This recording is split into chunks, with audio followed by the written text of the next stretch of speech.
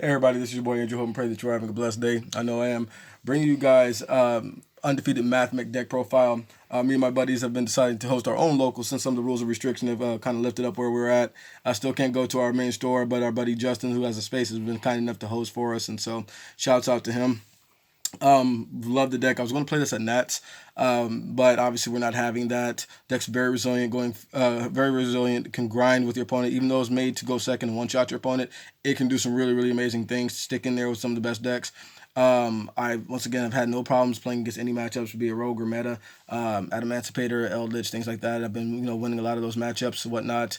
It's been treating me well online as well, guys. So if it's also something that's not that expensive to pick up. Well, at least the core of it.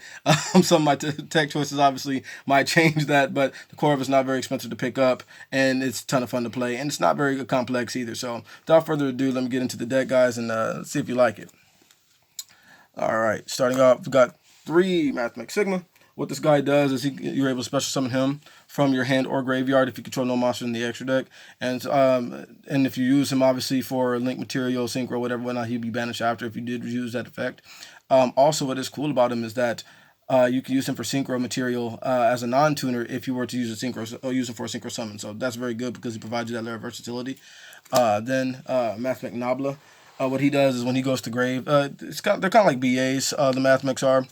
When he goes to grave, he allows your whatever monster that you have in the extra monster zone to attack twice on your opponent's monsters. Also, he contributes 1 Cyberse monster you control and special summon any Cyberse or any Mathmech card from the deck. So that, once again, he's normally the beginning of the end if you can resolve him for your opponent. Once again, very versatile as well. Then we have extenders in Mathmech Addition. And Mathmech Subtraction, and they pretty much are their names. In Addition, you can add 1,000 attack to any monster on the field and special summon him, and then with Subtraction, you can subtract 1,000 on the field from subtract 1,000 attack from any monster on the field and special summon him. And they form as extenders and play facilitators as well, because you can go into your link plays, your exceeds plays, synchro plays, also just be able to get over stuff that you normally wouldn't be able to get over, and honestly push for games. So I love those cards. And then finally for the Mathmechs, I'm playing the 2 Mathmech Multiplication. What he does is he can target another Mathmech on field, including himself, and make it level 8. And then once he goes to graveyard for, say, synchro, exceed summon for whatever's in the extra monster zone link, it doesn't matter.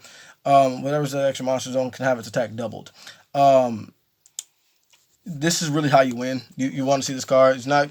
You don't want to see him at 3. It's too clunky for that, but 2 of is a good number in my opinion.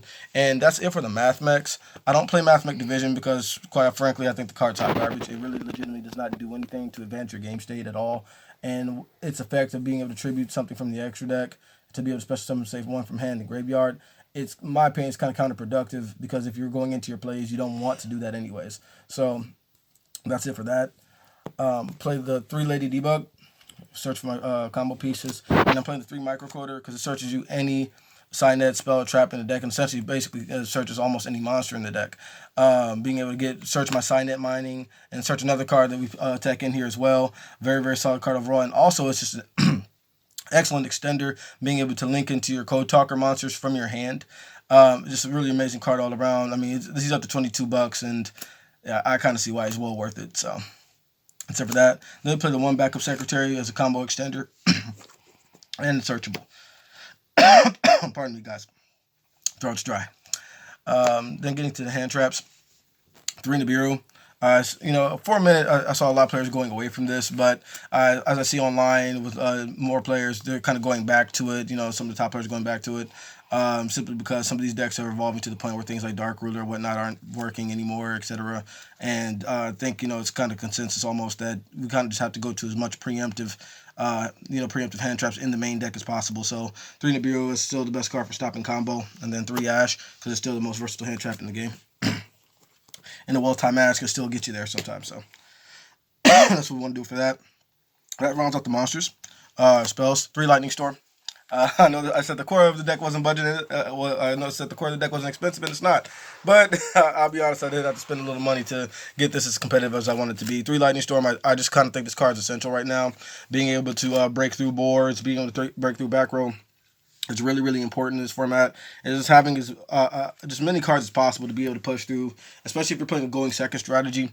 or if you get caught going second, if you lose a dice roll, having as much stuff in the main deck as possible and still being able to combo is just a necessity in this meta right now. So I think 3 Lightning Storm definitely does that, being able to bust through back row and bust through combo boards.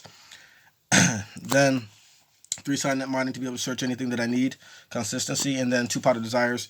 I tried 3 in this deck. I kind of just didn't like it. I just think this in certain decks, for me, my personal opinion, just the way I like to build certain decks, 3 works for me, and in certain decks, just 2 is fine. So I would never play less than 2, but just 2 is good for me right here. And then finally, 1 Mathmech equation. This is basically monster reborn for your Mathmechs.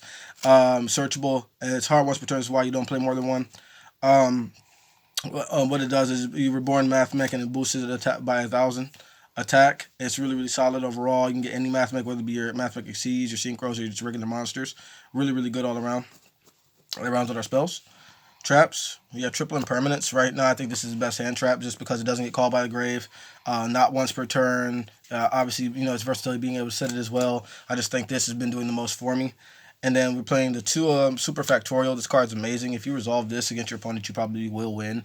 This card's just awesome. What it does is you can revive up to 3 Mathmechs from your graveyard, and then immediately Synchro or XC summon with them. It's just very, very solid all around. And what I normally summon off of it completely debilitates the opponent. So I love it. And then we're playing the 1 Side Net Conflict. What this is a better crescendo. It negates the activation of anything, and destroys it, and banishes it, and your opponent can't play that card name until the end of their next turn. So it's really, really solid.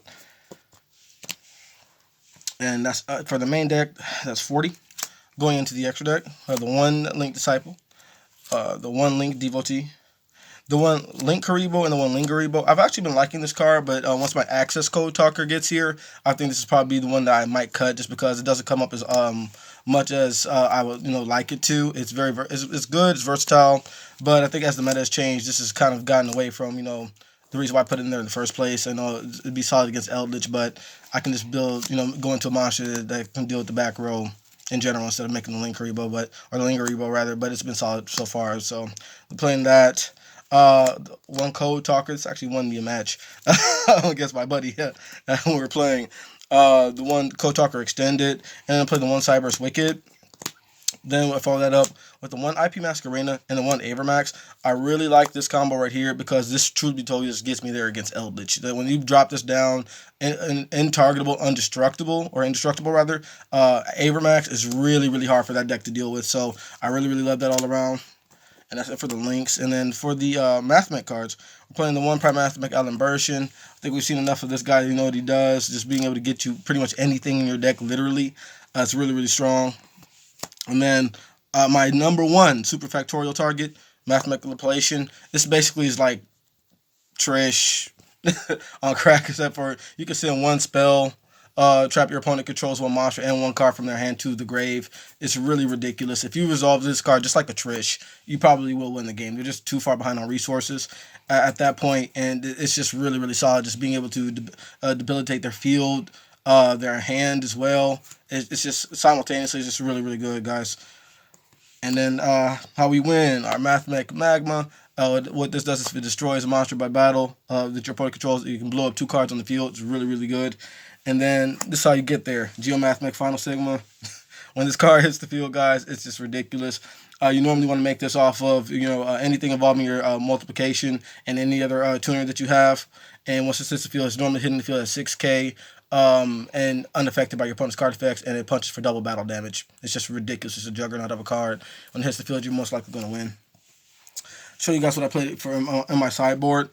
I played 3 Lava Golem just because it automatically just breaks whatever combo board you have, and I don't inherently need my normal summon at all in this deck to get to my combo and one-shot my opponent. 3 Cult, if I'm made to go first. 3 Cosmic Cyclone for especially the Eldritch matchup. 2 Dark Ruler No More, still great card. Played the 2 Anti-Spell Fragrance, and then the 1 Imperial Order for obviously just being able to stifle my opponent. Once again, setting up to 5 to go first, and then the 1 Red Rebuild as well. So, guys, that rounds out the deck profile. Tell me what you guys think down in the comment section. Also, tell me other things that you would like to see on the channel featured, and if I'm able to do it for you guys, I definitely will. Guys, be safe. Make good choices out there, guys. Love on your family while you have the chance, guys, because we never know what tomorrow brings. And this has been your boy, Angel. Be blessed, and peace.